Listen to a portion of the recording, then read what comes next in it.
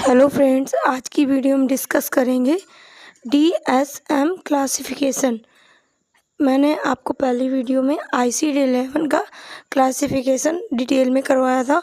आपने वो वीडियो नहीं देखी तो मेरे चैनल पे जाके आप देख सकते हो, या उसका लिंक इसी वीडियो के डिस्क्रिप्शन पे है, वहाँ पे क्लिक करके आप वो वीडियो देख सकते हो।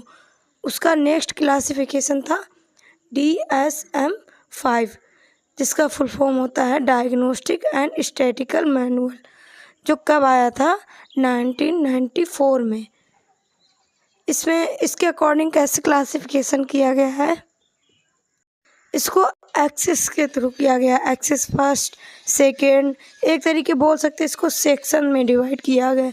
एक्सिस फर्स्ट में जो डिसऑर्डर रखे गए वो है क्लिनिकल डिसऑर्डर, अदर कंडीशन, और एक्सिस सेकेंड में क्या था, personality disorder and mental retardation. जो पर्सनैलिटी डिसऑर्डर और मेंटल रिटार्डेशन होते हैं, ये बच्चों को एट बर्थ पे भी प्रेजेंट होते हैं, एट बर्थ पे प्रेजेंट रहते हैं और ये उनके लाइफ टाइम तक रहते हैं। एक्सिस थर्ड में रखा गया है जनरल मेडिकल कंडीशन। एक्सिस 4 में psychosocial environment problem. Axis 5th में ग्लोबल असेसमेंट एंड फंक्शनिंग। क्या रखा हुआ है, ग्लोबल असेसमेंट एंड फंक्शनिंग। इसमें क्या होता है कि इसमें एक जो भी मेंटल हेल्थ प्रोफेशनल होते हैं वो एक स्केल यूज़ करते हैं। उससे क्या करते हैं, उससे बॉडी की फंक्शनिंग और माइंड की थिंकिंग वो असेस करते हैं कि कितना सीवियर उनको मेंटल इलनेस है और उनकी फंक्शनिंग कैसी है। साइकोसोशियल जैसे हो गया एंजाइटी, डिप्रेशन, स्ट्रेस, ये सारी चीज़ें होंगी। नेक्स्ट है क्लिनिकल डिसऑर्डर। जैसे कि उनको क्लिनिकल डिसऑर्डर जो होता है उसमें हम पर्सनैलिटी डिसऑर्डर को ऐड नहीं करते हैं। पर्सनैलिटी डिसऑर्डर और मेंटल रिटार्डेशन डिसऑर्डर को छोड़ के जितने भी डिसऑर्डर आते हैं उनको हम क्लिनिकल डिसऑर्डर बोलते हैं। जैसे कि पर्सनैलिटी डिसऑर्डर क्या हो गया, जैसे कि एंटी सोशल, पर्सनल रीज़न उसको हो सकता है, और मेंटल रिटार्डेशन थिंकिंग में उनको प्रॉब्लम हो रही, इमोशनल बिहेवियर चेंज हो रहा है, ये मेंटल रिटार्डेशन है। बाइपोलर डिसऑर्डर हो रहा है, हाइपर एक्टिविटी कर रहा है, ये मेंटल रिटार्डेशन है। ये हमारा था DSM-5। इसके अकॉर्डिंग 5 सेक्शन में इसको डिवाइड किया गया है। Axis first clinical disorder, axis second personality disorder और मेंटल डिसऑर्डर। इस जितने भी एक्सिस हैं इसमें हम सारे डिसऑर्डर को कवर करते हैं, जितने भी मेंटल हेल्थ में डिसऑर्डर है। जीरो साइकेट्रिक मेंटल डिसऑर्डर, ये भी आपके सिलेबस में ऐड है। एक इंटरनेशनल क्लासिफिकेशन होता है, वो आपके सिलेबस में नहीं है तो उसको हम नहीं पढ़ेंगे। आपके सिलेबस में दिया गया है पर मेंटल डिसऑर्डर। जीरो साइकेट्री का मतलब है जो ओल्डर पर्सन है उसमें क्या मेंटल डिसऑर्डर आते हैं। जीरो साइकेट्री का मतलब है जो older person. Zero psychiatric mental older disorder are classified based on their prevalence to presentation. उनका प्रेवलेंस कैसा है, नए केस कैसे आ रहे हैं, उनका साइन सिम्टम क्या है, उसके अकॉर्डिंग उसको क्लासिफाइड किया गया है। जो ओल्डर एडल्ट होते हैं उनके हम इसमें डिसऑर्डर पढ़ेंगे। पहले जो डिसऑर्डर है वो आएंगे न्यूरो कॉग्निटिव डिसऑर्डर। ये क्या होता है कि जो भी डिजीज़ है वो मेंटल फंक्शन उसकी इम्पेयर्ड हो जाती है। कोई भी उसको मेडिकल डिजीज़ हो सकती है या उसको अदर साइकेट्रिक इलनेस हो सकती है, जिसकी वजह से उसकी मेंटल फंक्शनिंग डिक्रीज़ हो जाती है। जैसे कि Alzheimer disease characterized by progressive cognitive decline, memory loss, disorientation and impaired reasoning. उसकी मेमोरी लेस हो गई, अल्जाइमर डिजीज़ हो गई, उसको वस्कुलर न्यूरोकॉग्निटिव डिसऑर्डर, अगर हो गया है तो। नेक्स्ट है Parkinson disease, traumatic brain injury, अगर उसको ब्रेन इंजरी हो गई है तो उसकी वजह से उसकी ब्रेन फंक्शन डिक्रीज हो जाएगी। ये जितने भी डिसऑर्डर हैं, इसमें सारे में इन डिसऑर्डर में उसकी मेंटल फंक्शनिंग डिस्टर्ब हो जाएगी, जितने भी ये डिसऑर्डर दिए गए हैं। Neuro cognitive disorder, mood disorder की। नेक्स्ट हमारा क्या है, mood disorder.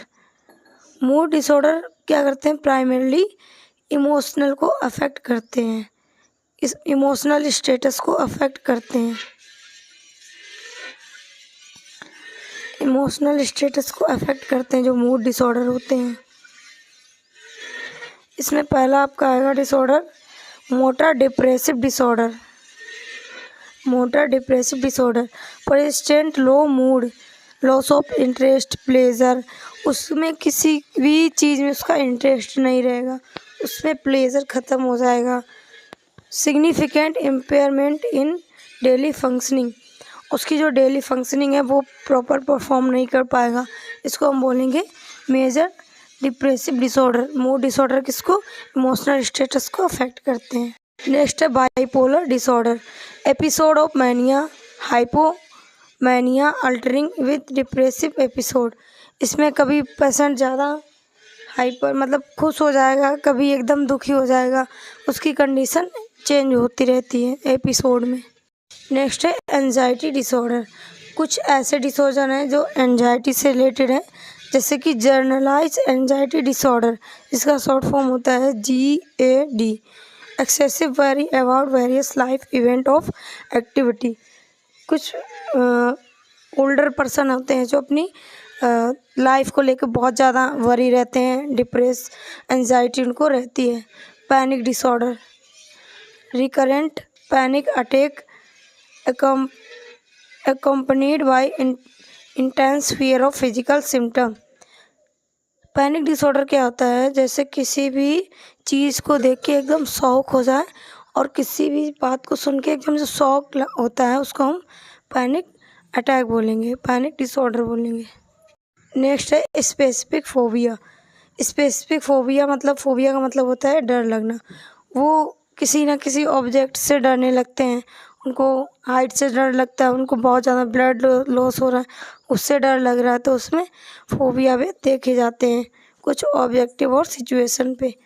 Social anxiety disorder या सोशल फोबिया बोल सकते हैं, फियर बीइंग ऑफ जज and embarrassed in social situation, उनको फियर होने लगता है सोशल सिचुएशन में, इसको हम सोशल एंजाइटी डिसऑर्डर बोलेंगे। नेक्स्ट है साइकोटिक डिसऑर्डर। साइकोटिक डिसऑर्डर में आपका आएगा schizophrenia, characterize by hallucination, delusional, disorganize thinking and impaired social functioning. इसमें जो भी सोशल फंक्शनिंग है वो इम्पेयर्ड हो जाती है, उसको हेलुसिनेशन होने लगता है पेशेंट को। Delusional disorder, fix false believe not attribute to cultural religious.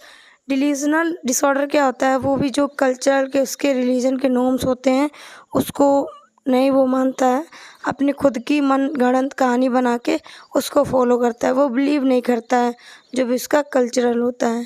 Next है सब्सटेंस यूज डिसऑर्डर, कुछ ऐसे डिसऑर्डर हैं जो सब्सटेंस यूज़ करने पे हो गए, जैसे कि alcohol use disorder, substance abuse, substance dependence. Next आपके डिसऑर्डर जो देखने मिलेंगे जीरो साइकेट्री में, वो स्लीप डिसऑर्डर है। इंसोम्निया डिसऑर्डर, जिसमें आप स्लीप प्रॉपर जो पेशेंट है वो स्लीप नहीं कर सकता, उसको डिफ़िकल्टी होती है स्लीप में, वो स्लीप साइकिल अपनी पूरी नहीं कर सकता। Sleep apnoea, interruption of breathing during sleep. Sleep apnoea क्या है कि जब वो स्लीप करता है तो उसकी जो ब्रीदिंग है वो इंटरप्ट हो जाती है। Next rest less leg syndrome, uncomfortable sensation in leg. इसमें क्या होता है कि अनकंफर्टेबल सेंसेशन होने लगता है लेग्स में, often accompanied by irresistible urge to move them interfering with sleep. Sleep में अगर किसी चीज़ का इंटरफेयर हो रहा है तो उनकी लेग में जो अनकंफर्टेबल सेंसेशन होने लगता है। तो ये था हमारा आज का टॉपिक। वीडियो अच्छा लगा तो वीडियो को लाइक करें, चैनल पे नए हैं तो चैनल को सब्सक्राइब कर लें। Thank you for watching my video. Subscribe for more content.